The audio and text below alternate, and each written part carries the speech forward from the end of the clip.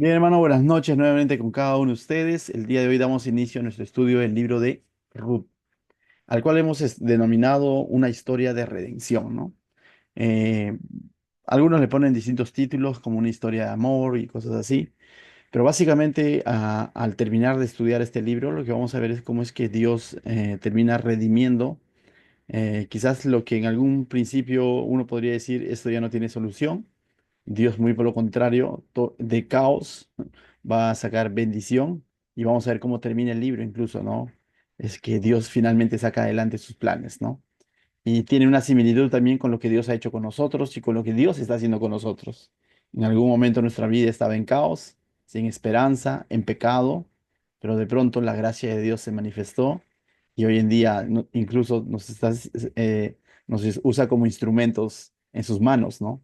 Algo similar va a pasar con la vida de Ruth en este libro y de alguna manera entonces eso va a prefigurar lo que Dios hace también en la vida de cada uno de nosotros, ¿no? Entonces, el contexto en el que fue escrito este libro es idéntico o prácticamente el mismo contexto del libro de jueces. Entonces, como estamos frescos en lo que es el estudio del libro de jueces, vamos a entender mucho estos pasajes, ¿no? Porque el contexto, tanto narrativo, cronológico, es similar al de jueces, ¿ya? Algunos incluso consideran de que debería estar ligado al libro de jueces, ¿no? Como una historia más. Pero bueno, si es así como lo han colocado en la palabra de Dios, vamos a entenderlo así. El autor es desconocido. Algunos se atreven a pensar que es Samuel, pero en realidad no hay una certeza. Y si tuviéramos que escoger un texto clave para todo el libro, quizás podría ser el capítulo 1 verso 16, ¿no? Entonces, eh, mientras que en el libro de jueces hay un pasaje, si no me equivoco, está en jueces 17:6, dice que cada quien hacía lo que le parecía. ¿Eso qué significa? Estaba reflejando cómo es que el pueblo estaba alejado de Dios, no estaba haciendo la voluntad de Dios. Y eso de alguna manera nos muestra, es como una pequeña muestra de cómo está el pueblo. Y eso es lo que vemos en todo el libro de jueces, ¿no? Que cada quien hacía lo que le parecía. Eventualmente Dios levantaba un juez, pero en el libro de Ruth vamos a ver cómo es que, aunque como sociedad están alejados de Dios, pero en medio de todo eso, Dios tiene un remanente, trabaja, Dios es un Dios también personal y va a trabajar y nos va a mostrar cómo es que cuando las personas se ponen a derecho, vamos a decirlo así, o están dispuestos a hacer su voluntad y no lo que les parecía, lo va a mostrar a través de diversos personajes como Ruth, Noemí y vos, cómo es que Dios puede realmente obrar, ¿no? Para bien. Entonces, el verso 16 del capítulo 1 del libro de Ruth, nos vamos a adelantar a leerlo solamente como para tener en mente durante todos los estudios, ¿no? Dice, respondió Ruth, ya más adelante entendemos a qué responde, ¿no? Pero dice, no me ruegues que te deje y me aparte de ti, porque a donde quiera que tú fueres, iré yo, y donde quiera que tú vivieres, viviré. Tu pueblo será mi pueblo y tu Dios mi Dios. Me adelanto a la historia. Ruth no era del pueblo de Israel, pero ella decide seguir a su suegra, ¿no? Que sí era israelita, y no solamente a su suegra, sino que decide ser parte del pueblo de Dios, decide entregar su vida a Dios, decide creer en Dios, ¿no? Dice, y tu Dios será mi Dios. Mientras que en el libro de jueces vemos al pueblo de Dios, a los nacidos de la tribu, de las diferentes tribus de Israel, teniendo a Dios como adorno, olvidándose de Dios y haciendo lo que les parecía. Aquí vemos a una extranjera moabita depositando su confianza en Dios, depositando su fe en Dios y diciendo, ¿no? Tu pueblo será mi pueblo y tu Dios mi Dios. Entonces, ya vemos más o menos por dónde va la historia, ¿no? Aquí vamos a ver de alguna manera una muestra del remanente que Dios va a tener, y no solamente el remanente en su mismo pueblo, sino incluso cuando esta extranjera decide venir a los caminos del Señor, ¿no? Entonces ahora sí, vayamos verso a verso. La historia comienza dándonos un poco el contexto similar al libro de jueces. Mira lo que dice, verso 1. Aconteció en los días que gobernaban los jueces. Es interesante, ¿no? Los jueces eran estos libertadores eventuales que Dios levantaba porque el pueblo estaba en caos y cuando estaba en caos y estaban de alguna manera afligidos por los pueblos enemigos porque habían hecho alianza con ellos, el pueblo clamaba a Dios y de pronto Dios levantaba un juez, ¿no? Y quizás cuando escuchas la palabra juez viene a tu mente Sansón, Gedeón y otros más por ahí, ¿no? Barak quizás viene a tu mente y tú dices, sí. Ciertamente, pero no veíamos también que un juez de pronto no es que gobernaba totalmente todo Israel, sino gobernaba muchas veces una parte de Israel, una tribu, dos tribus de Israel, y por lo general era temporal, ¿no? Hasta que este juez fallecía y nuevamente el pueblo se volcaba a la idolatría, nuevamente se olvidaba de Dios. Entonces ese es el contexto también de este libro. Dice, aconteció que en los días que gobernaban los jueces, y mira lo que sucedía. Esta es una consecuencia, ¿no? Lo que va a suceder es que hubo hambre en la tierra. Si nosotros recordamos un poco el libro de Deuteronomio, cuando Dios hacía sus promesas a su pueblo, ciertamente muchas de las promesas estaban condicionadas en el sentido de que si el pueblo era obediente, en el sentido de que si el pueblo no dejaba la ley, no dejaba la palabra de Dios, no se alejaba de Dios, no hacía alianzas con los otros pueblos, entonces Dios prometió bendecirlos, porque los estaba llevando a una tierra que fluye leche y miel. Pero sin embargo, dice que en el tiempo de los jueces hubo hambre en la tierra. Lógicamente no es porque Dios ha fallado, es porque de pronto el pueblo no ha seguido las instrucciones, los mandamientos que Dios había dejado, ¿no? Entonces dice, aconteció en los días que gobernaban los jueces que hubo hambre en la tierra, y un varón de Belén de Judá fue a morar en los campos de Moab, él y su mujer y dos de sus hijos, y dos de hijos suyos, ¿no? Y, y sus dos hijos, ¿no? Entonces hubo un varón, más adelante nos va a decir cómo se llamaba este varón, pero dice este hombre, más adelante nos va a decir que es Emilec, se va con toda su familia a Moab, ¿no? Y Moab era un pueblo enemigo, ¿no? Era una tierra no conquistada, por así decirlo, que estaba en la región de los cananeos, pero no había sido conquistado por Israel, ¿no? Y ahí habitaban los famosos moabitas, ¿no? Entonces, este varón, de alguna manera, el hambre debió haber sido realmente muy severo, ¿no? Tanto así que él decide llevar a su familia al pueblo extranjero, ¿no? Es decir, este hombre era de Belén, era un israelita, pero deja Israel, deja la tierra que fluye leche y miel porque hay hambre y se va a habitar con los moabitas, ¿no? Y esto es un indicador entonces de que el pueblo estaba en caos, el pueblo estaba en pecado, ¿no?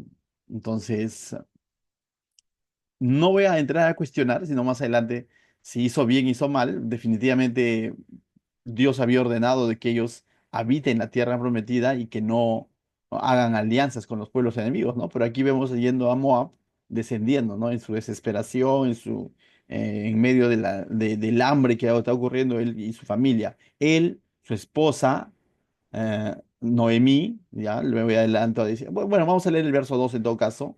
El nombre de aquel varón es Elimelec y el de su mujer Noemí. Y los nombres de sus hijos eran Malón y Keilón, ¿no? Y si quieres nombres para tus hijos, ahí tienes dos, Malón y Keilión, ¿no? Dice, Efrateos de Belén de Judá. Llegaron pues a los campos de Moab y se quedaron allí. Entonces vemos como este hombre israelita de Belén, junto a su esposa Noemí, junto a sus dos hijos, ellos descienden a Moab para habitar en ese lugar, ¿no? Y se quedaron, no es que fueron de visita, sino se quedaron allí. Y sucede algo. Normalmente cuando uno hace cambios en su vida, de salir de un lugar a otro, por lo general lo haces para mejoras, ¿no? O al menos estás pensando tú en eso, ¿no? O sea, independientemente, voy a decirlo así, ¿no?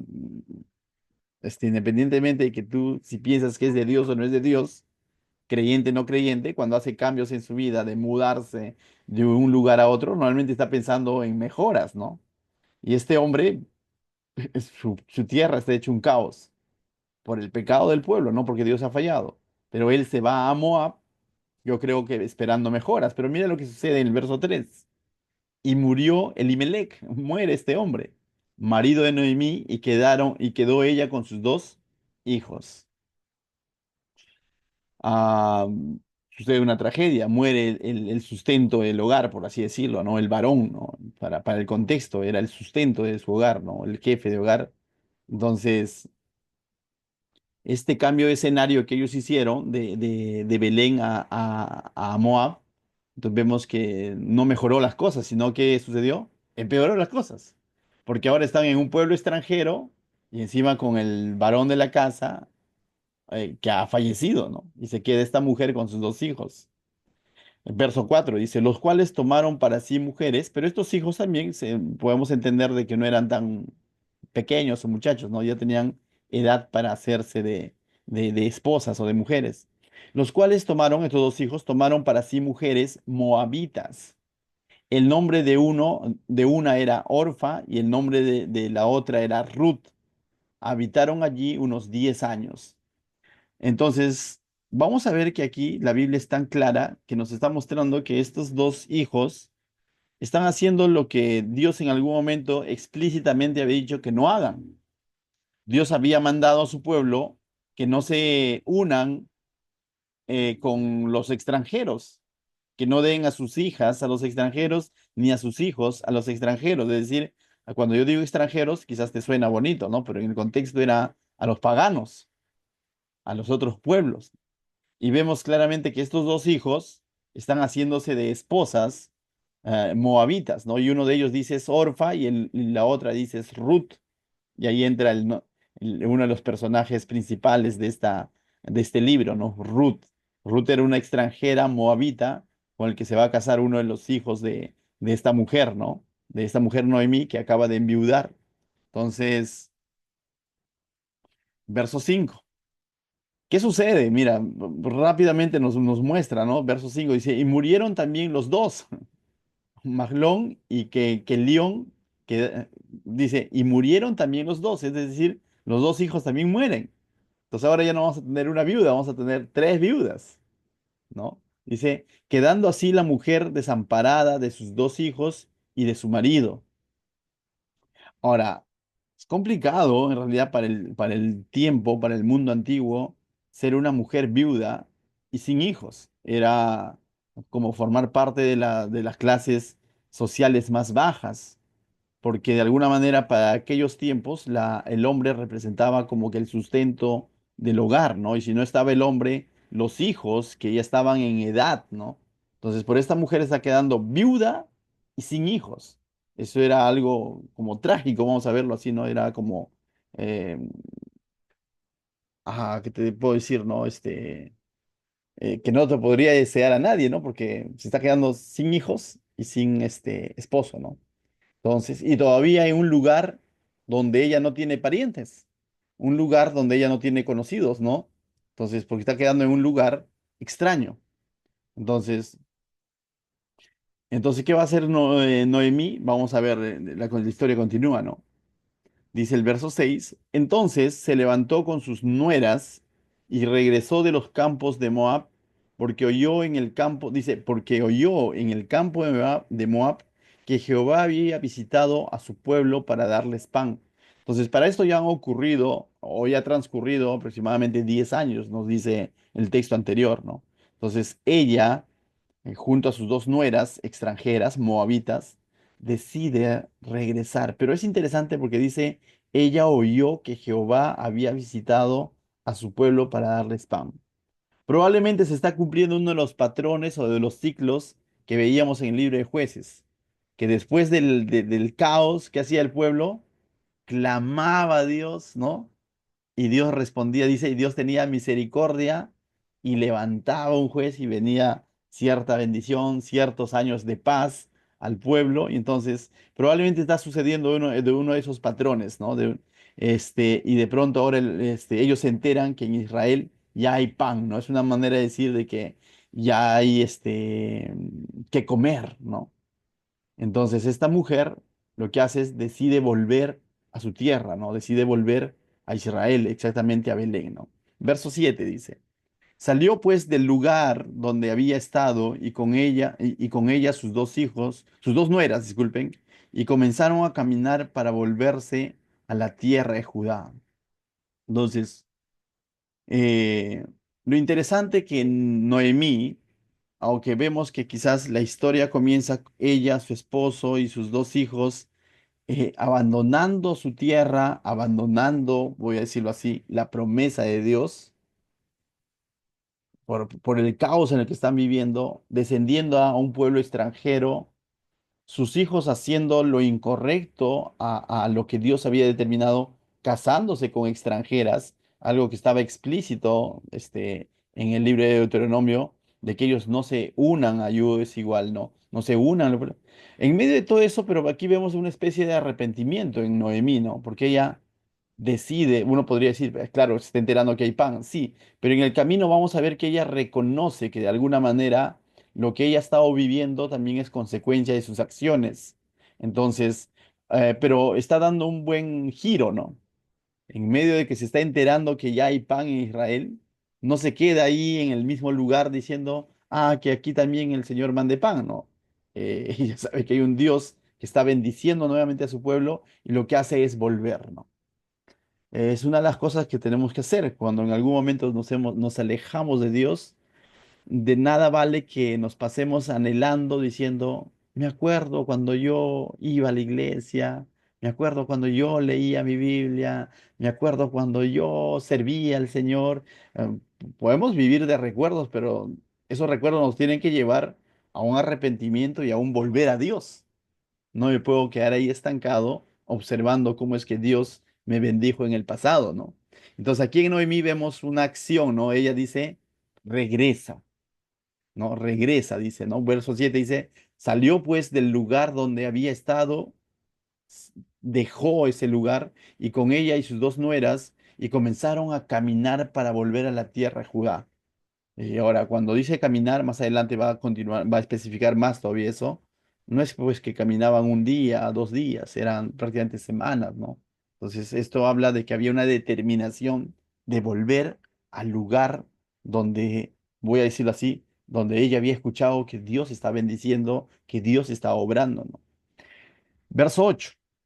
Y Noemí dijo a sus dos nueras, las dos nueras extranjeras, andad, volveos cada uno a la casa de su madre. Jehová haga con ustedes misericordia, como lo habéis hecho con los muertos y conmigo, dice, ¿no? Entonces, de alguna manera, ella le está persuadiendo, ¿no? Está persuadiendo a sus nueras a que sean libres, que regresen que se queden en Moab, que regresen a la casa de sus padres porque sabía también al mismo tiempo que la iban a pasar mal en Israel, ¿no? De alguna manera siendo dos viudas, sin tener un sustento, dos extranjeras. Entonces, de alguna manera él está diciendo, vuelvan, ¿no? Le está dando esa libertad a que ellos vuelvan a su tierra, ¿no?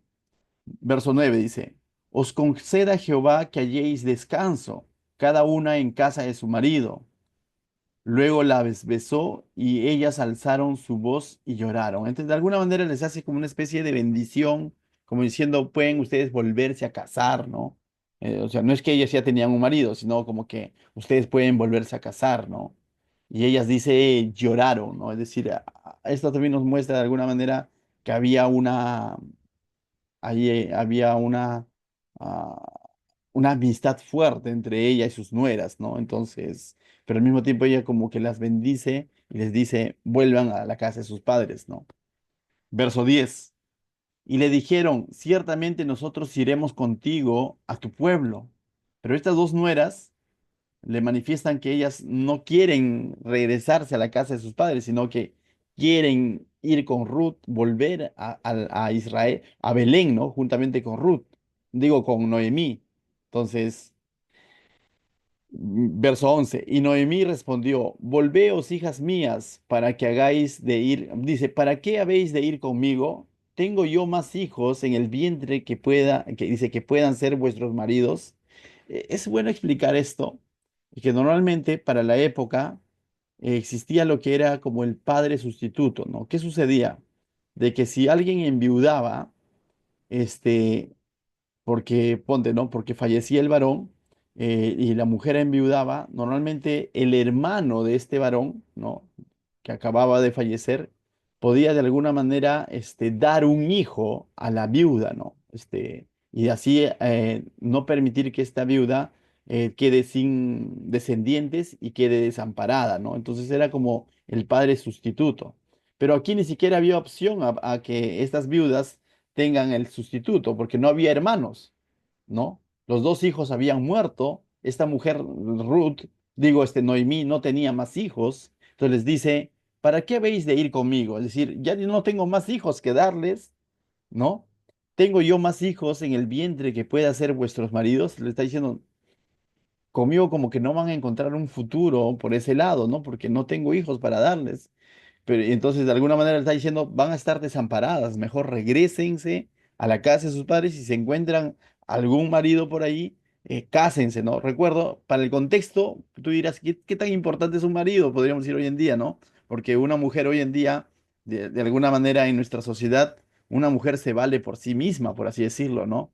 Económicamente hablando, qué sé yo, ¿no? Pero en aquellos tiempos, la mujer dependía mucho del marido, ¿no? Entonces el marido era como una muestra de sustento, ¿no? De protección para la mujer. Entonces, lo que le está diciendo es, vayan y ustedes pueden volver a casarse, ¿no? Verso 12 dice, volveos, hijas mías, e idos, porque yo ya soy vieja para tener marido. Y está diciendo, ni siquiera ella misma puede hacerse un marido por su edad, y de alguna manera este marido les pueda proveer a ellas, ¿no? Y aunque dijese, esperanza tengo, y esta noche estuviese con marido, aún diese a luz hijos, dice, es decir, no voy a poder tener más hijos que darles, ¿no? Entonces, como para que se hagan este rol de padre sustituto, ¿no? Verso 13, dice, ¿habíais vosotras de esperarlos hasta que fuesen grandes? Dice, ¿no? Si es que Noemí llegaría a tener maridos, digo hijos, estos hijos tendrían que crecer para que en algún momento hagan ese rol de padre sustituto, ¿no? Se casen con estas viudas y les den hijos, ¿no? Para que ellos se queden para que ellos puedan tener descendencia y en un futuro puedan tener un sustento, ¿no? Alguien que vea por ellos, ¿no? Entonces, ella le está diciendo, no hay opción de eso, ¿no? Entonces dice, ¿habíais que quedaros sin casar por amor a ellos? No, hijas mías, dice, ¿qué mayor amargura tengo yo que vosotras? Pues la mano de Jehová ha sido contra mí. Y aquí se da cuenta de alguna manera Noemí que lo que ella está viviendo es como consecuencia de que ha obrado mal, ¿no? Y ella está considerando la mano de Jehová, no está refiriendo a Dios como un Dios malo que lo ha castigado o lo está haciendo pasar todo esto, ¿no? Sino ella está viendo simplemente que ella ha fallado ante Dios. Ella no ha hecho lo correcto ante Dios. Y de alguna manera está viviendo consecuencias de sus malas decisiones, hechas con el esposo ya difunto, ¿no? Porque cuando estuvieron en Belén, descendieron con los moabitas, permitieron que sus hijos se casen con moabitas. Entonces ella de alguna manera aquí hay una especie de reconocimiento que lo que está pasando no está diciendo Dios, ¿por qué me haces esto? Sino está diciendo, pues la mano de Jehová ha salido contra mí. Es decir, estoy pagando las consecuencias de mis malas decisiones. Pero en medio de ese reconocimiento, vemos que ella está regresando ¿a quién? A Dios. Entonces, esto es importante, mis hermanos.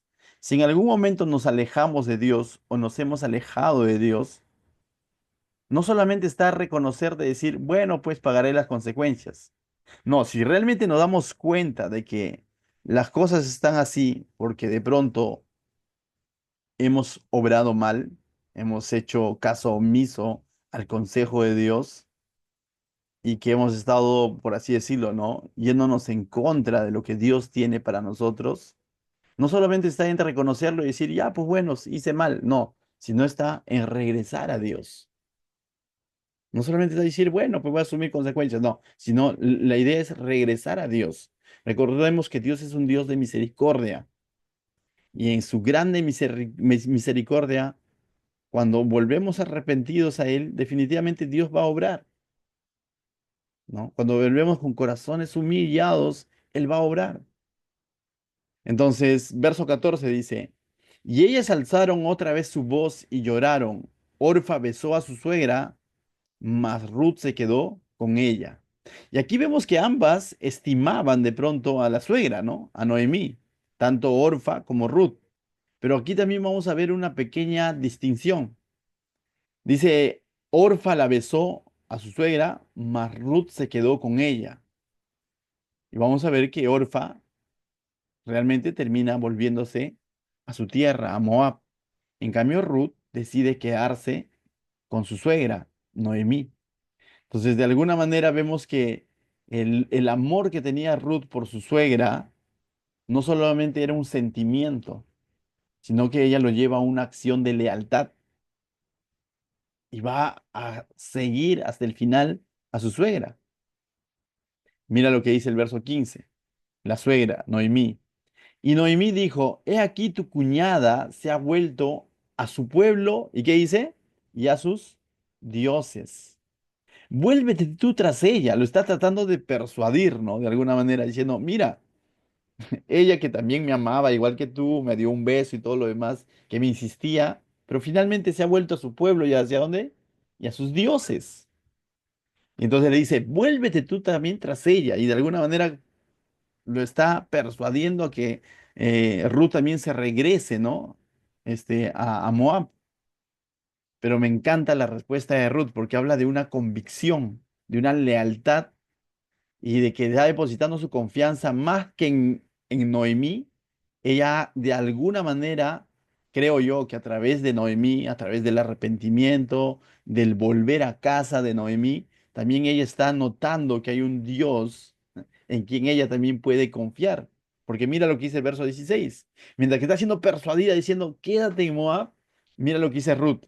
Respondió Ruth, no me ruegues que te deje y me aparte de ti, porque a donde quiera que tú fueres, iré yo, y donde quiera que viviereis, viviré. Tu pueblo será mi pueblo, y tu Dios será mi Dios. Mientras que Orfa volvió a su pueblo con los moabitas y con sus dioses, Ruth está decidiendo dejar ese pueblo extranjero, dejar a sus dioses con los que ella había crecido y depositar su confianza en el Dios de Israel. Y está diciendo, tu pueblo será mi pueblo, tu Dios será mi Dios. Y definitivamente que no va a ser rechazada, ni por la suegra, ni por Dios. Y más adelante, cuando terminemos el libro, vamos a ver que Ruth va a formar una parte importante dentro de la genealogía de Jesús. Y es interesante. Entonces, de rey David, digo. Y por qué no decirlo también del Mesías, ¿no? Porque de donde viene el Señor Jesús, ¿no? El Rey de Reyes. Entonces, vemos que el compromiso de Ruth con Noemí fue mucho más adiano, porque ella está entregando o depositando su confianza en Dios mismo, ¿no? Entonces, de alguna manera, Noemí ha influenciado sobre su nuera, ¿no? Noemí de alguna manera, no en su perfección, porque ella está reconociendo que la mano de Dios está sobre ella, de alguna manera está reconociendo que la ha estado pasando mal y que es momento de volver a su pueblo, no en su perfección, pero yo creo que en su arrepentimiento, en su reaccionar, en su reconocimiento de Dios, ha influenciado sobre Ruth, tanto así que Ruth también anhela tener ese mismo Dios. La pregunta es, nosotros nos hacemos llamar cristianos, ¿no? O sea, nosotros decimos creer en Dios. La pregunta esta noche es, ¿qué tanto nuestra fe en Dios, nuestra manera de vivir, está influenciando en que otros también quieran conocer a Dios por lo que ven en nuestra vida? Porque podemos decir ser cristianos, pero dar mucho que desear. Y a veces es triste escuchar, ¿no? Ir a la iglesia o ir a Dios para ser como Él, es triste escucharlo, ¿no? Cuando de pronto ah, se habla del cristiano de esa manera, ¿no? Sé que van a hablar, pero no sea que no hablen porque de pronto hemos dado pie nosotros con nuestro testimonio, con nuestro actuar, ¿no? Imagínate, ¿no? Eh, invitar a tu amigo, tu amiga, decir, oye, mira, tenemos un estudio bíblico, o vamos a la iglesia, o hablarle de Cristo, qué sé yo, pero que de alguna manera en alguna reunión de trabajo, de familia, vean que de pronto nosotros nos comportamos al igual o peor que el mundo. Entonces eso va a defraudar, ¿no? Y esa persona es muy probable que diga, ¿para qué? Es distinto cuando no necesitas agarrar a bibliazos a la persona, sino que con tu testimonio tú puedas mostrar la luz de Cristo a las personas, ¿no? Y esa persona, no en ese instante quizás, pero en algún momento, en algún episodio de su vida difícil que esté pasando, levante el celular y te llame y te diga, oye, ora por esta situación. Yo sé que tú crees en Dios y estoy pasando esto. Y de alguna manera, indirectamente reconozca que quiere confiar en tu Dios, es decir, en nuestro Dios. Entonces, mis hermanos, hemos sido llamados a influenciar a bien, ¿no? Dice que somos la sal de la tierra, ¿no?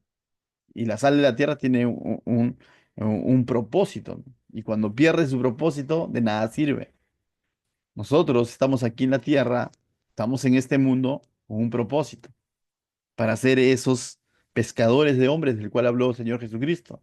No para agarrar a bibliazo a las personas, pero sí para transmitir el amor, la gracia, la verdad de Dios a los que nos están rodeando, ¿no? Y que esos que nos están rodeando, de alguna manera, digan, yo quiero conocer a ese Dios, ¿no? Que ha transformado la vida de tal o no sé. Amén. Entonces, continúa el verso 17. Dice, donde tú murieres, moriré yo. Sigue hablando Ruth a su suegra, ¿no? Dice, donde tú murieres, moriré yo. Allí seré sepultada. Así me haga Jehová. Dice, entonces está confiando ¿en quién? En Jehová. Una extranjera está saliendo de sus labios diciendo que lo así lo haga Jehová. Y aún me añada que solo, dice, que solo la muerte hará separación entre nosotras dos. Ella está confiando, esto no lo está hablando una israelita, lo está hablando una moabita. Está confiando en que Dios haga conforme su justicia, ¿no? Es interesante, ¿no? Que cómo es que esta mujer literalmente se está convirtiendo al Señor, ¿no? Literalmente está confesando con sus labios que quiere que Dios sea su Dios, que quiere que Dios haga su voluntad en su vida. Mientras que la otra nuera llegó su amistad con la suegra hasta cierto punto, pero cuando le dijo, anda, mejor anda, vuelve, le hizo ver todo lo que de pronto iba a perder, dijo, no, mejor me vuelvo con mi pueblo, me regreso con mi pueblo y mis dioses, y se regresó. Pero Ruth está entregando completamente su vida al Señor, ¿no? Y vamos a verlo a través de los siguientes capítulos que va a ser consecuente con lo que ella está diciendo. Verso 19. Anduvieron pues ellas dos, entonces definitivamente ahora sí, ¿no? No, 18, me estaba salteando. Y viendo Noemí que estaba tan resuelta a ir con ella, tan resuelta es como que tan decidida, tan convencida de ir con ella, ¿qué hice? No dijo más. Entonces continuaron el viaje. Anduvieron pues ellas dos hasta que llegaron a Belén.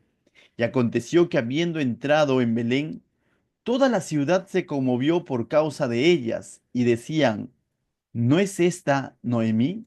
De pronto reconocieron a Noemí, ¿no? La que era de Belén, ¿se acuerdan? Se había ido por más de 10 años, ¿no? Se había ido a un pueblo extranjero. Y de pronto dice, la reconocen y se conmueven a causa de ellas. Y la pregunta es, ¿pero por qué se conmueven? O sea, definitivamente está volviendo sin el marido, está volviendo viuda. Eso es sinónimo de desamparo. Y está volviendo con una extranjera que también es viuda encima, ¿no? Y se comienzan a conmover, ¿no? Verso 20. Me encanta la respuesta de ella.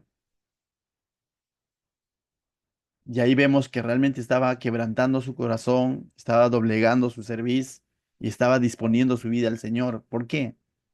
No me llaméis Noemí, sino llamadme Mara, porque grande es, dice, porque en grande amargura me ha puesto el Todopoderoso. Lo que ella está diciendo es, no me ha ido bien en el extranjero. No me llamen Noemí. ¿Sabes qué significa Noemí? Agradable. Pero Mara significa amargo. Lo que está diciendo Noemí es que al alejarse ella de Dios, su vida se ha vuelto más amarga. No le ha ido bien. Esto es importante, mis hermanos, notar este detalle, porque solo el orgullo hace que de pronto nosotros, dice que nos demos nuestro lugar. Sabemos que estamos pasándola mal porque nos hemos alejado de Dios. Y si alguien me pregunta, ¿cómo estás? El orgullo hace que digamos, bien, todo bien. ¿Me dejo entender? Pero esta mujer lo que está haciendo es reconocer, decir, no me llamen Noemí, no ha sido nada agradable. Porque dice, porque en grande amargura me ha puesto el Todopoderoso. Anteriormente había dicho, porque la mano de Jehová está contra mí. No a manera de queja, sino a manera de reconocimiento. No lo estoy pasando bien o no lo he pasado bien. Me ha ido mal. Esto es un reconocimiento de que le ha estado yendo mal a causa de su desobediencia, porque fue copartícipe con su esposo y sus hijos de descender a un pueblo extranjero y le ha ido mal, ¿no? Se le ha muerto el esposo, se le han muerto los hijos. Pero ella no se está quejando contra Dios, sino que está reconociendo de alguna manera que han vivido las consecuencias de su desobediencia. Mira lo que dice el verso 21. Yo me fui llena, pero Jehová me ha vuelto con las manos vacías. Entonces, cuando dice yo me fui llena, es que ciertamente había hambre en esa tierra cuando ella se fue, pero de alguna manera tenía. Pero más allá de confiar en Dios, de clamar a Dios, tomaron el camino más fácil, descender a Moab, ¿no? Porque probablemente era más cómodo vivir en Moab. Pero pensando en un progreso, terminaron peor. Se le murió el esposo, se le murieron los hijos y ahora ella está regresando, dice, con las manos vacías. Pero al mismo tiempo está siendo transparente y está siendo íntegra en decir, la estoy pasando mal. Y le está diciendo, ¿por qué me llamáis Noemí? Ya que Jehová ha dado testimonio contra mí y el Todopoderoso me ha afligido. Y está diciendo, he sido afligido. Porque entonces, ¿te das cuenta la actitud con el que ella vuelve a casa? No vuelve como que reclamando un derecho, no vuelve como con una cara de apariencia de que le va bien, sino que vuelve con una transparencia de decir, me está yendo mal, por eso estoy volviendo. En más de una ocasión, cuando percibo de que alguien se aleja de las cosas del Señor, vuelvo a repetir, lo primero que le pregunto es, ¿cómo estás? Y me da pena o me da tristeza cuando me dice, bien, todo bien. ¿Cómo podemos estar bien si nos desconectamos del Señor? Si nos alejamos de las cosas del Señor. Las cosas no van a estar bien. La respuesta debería ser, necesito de Dios, no lo estoy pasando bien. Entonces el Señor va a comenzar a trabajar cuando uno viene con un corazón contrito y humillado, dice. El Señor va a trabajar en nuestra vida, pero tiene que haber un reconocimiento. Y aunque esta mujer está reconociendo que ha sido afligida y todo lo demás, más adelante vamos a ver cómo es que el Todopoderoso a quien ella se refiere, la va a bendecir, la va a redimir a ella, a su nuera y todo el asunto. Dios tiene un plan, pero ella necesitaba volver a Dios. Entonces, verso 22 dice, así volvió Noemí y Ruth la moabita, su nuera, con ella. Volvió a los campos de Moab. Dice, volvió de los campos de, disculpa, volvió de los campos de Moab y llegaron a Belén al comienzo de la siega de la cebada. Entonces, este es un claro indicio de que ahora va a haber que comer. Y no va a ser fácil, pero están en ese camino de volver a Dios. Noemí vuelve arrepentida y con el corazón transparente. Ella sentía que el Todopoderoso lo ha afligido, ¿no? Pero en los próximos capítulos vamos a ver que el Todopoderoso la va a bendecir. Mis hermanos, siempre hay una nueva oportunidad que Dios nos da, pero volvamos a Él. Es necesario que volvamos a Él con la actitud correcta, con la disposición correcta. Y Dios, de lo que parecía oscuro y que ya no había solución, va a traer vida. Incluso la historia va a continuar en torno a esta mujer, a esta moabita llamada Ruth, de quien cualquiera podría decir, oye, es una extranjera, pero Dios lo va a redimir a través de un hombre, le va a redimir, le va a dar un nuevo hogar y como te vuelvo a repetir, va a formar parte de la genealogía de Jesús. Más adelante de su descendencia va a venir David, el rey David, y mucho más adelante el Mesías. Cuánta razón tiene la palabra de Dios cuando dice que de lo vil y menospreciado el Señor nos llama y nos usa, nos pone como instrumentos. Si Él hizo eso con ellos, también lo puede hacer contigo. Pero necesitamos tener una entrega genuina al Señor. Esta mujer Ruth decidió dejar su pueblo y sus dioses para ahora decir, Jehová, que sea mi Dios. Amén. ¿Qué tal si oramos ahí en otros lugares? Padre, yo te doy gracias, Señor, esta noche por tu preciosa palabra, Señor. Gracias ah, por esta historia, Señor, que tú nos muestras, en el cual tú nos muestras, Señor, tu corazón misericordioso, Señor. Que cómo es que tú obras en el corazón de las personas, Señor. Ciertamente muchas veces somos responsables cuando nos alejamos de ti, Señor, y obramos mal, Señor. Pero también, Señor, gracias por tu inmensa misericordia, que cada vez que volvemos a ti, Señor, tú siempre bendices, Señor. Gracias te doy, Señor, porque nos mueves y nos muestras, Señor, de que siempre hay una nueva oportunidad de parte de ti, Señor. En el nombre de Jesús, te damos gracias por todo lo que has hecho hasta ahora en nuestra vida, Señor, y por lo que seguirás haciendo. Amén.